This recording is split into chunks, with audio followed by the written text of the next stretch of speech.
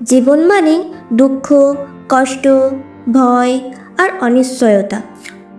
কখনো কখনো মনে হয় সব ছেড়ে কোথাও চলে যায়। ঠিক সেই সময় শ্রীকৃষ্ণ ভগবত গীতায় যে উপদেশ দিয়েছেন তা আজও মানুষের জীবন বদলে দেয়। আজ আমরা শুনব শ্রীকৃষ্ণের 5টি অমূল্য উপদেশ, যা মনকে শান্ত করবে আর জীবনকে সঠিক পথে চালনা করতে সাহায্য করবে। শেষ পর্যন্ত মন দিয়ে ভিডিওটি দেখুন। উপদেশ 1। শ্রীকৃষ্ণ বলেছেন, যা চলে গেছে তার জন্য দুঃখ করো না, আর যা এখনো আসেনি তার জন্য ভয় পেও না, কারণ সময় কখনো কারোর জন্য থেমে থাকে না। আজ যা আছে কাল তা থাকবে না, এটা সত্যটা মেনে নিলেই মনের অর্ধেক কষ্ট এমনিতেই কমে যায়। উপদেশ 2।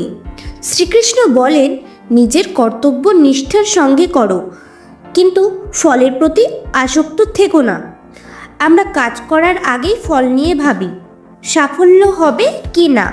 এই ভয় আমাদের দুর্বল করে দেয়। কর্ম করো ঈশ্বরের নামে, ফল তিনিই দেবেন ঠিক সময়ে।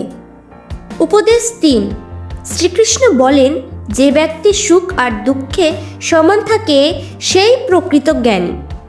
যে সুখে অহংকার করে না আর দুঃখে ভেঙে পড়ে না, সে মানুষই আসল শক্তিশালী, কারণ তার শক্তি আসে ভেতর থেকে। উপদেশ 4। শ্রীকৃষ্ণ বলেন, রাগ মানুষের সবচেয়ে বড় শত্রু। রাগ থেকে আসে মোহ, আর মোহ থেকে সর্বনাশ। এক মুহূর্তের রাগ বছরের সাধনা নষ্ট করে দিতে পারে। তাই রাগ এলে চুপ থাকুন, সময় দিন, সব ঠিক হয়ে যাবে। উপদেশ 5। শ্রীকৃষ্ণ বলেন, নিজেকে জয় করতে পারলে পুরো পৃথিবীকে জয় করা সম্ভব। আমরা সবাই অন্যকে বদলাতে চাই, কিন্তু নিজেকে বদলাতে চাই না। নিজের মনকে নিয়ন্ত্রণ করতে পারলেই জীবনের সব যুদ্ধ জেতা সম্ভব। এই ছিল শ্রীকৃষ্ণের 5টি অমূল্য উপদেশ।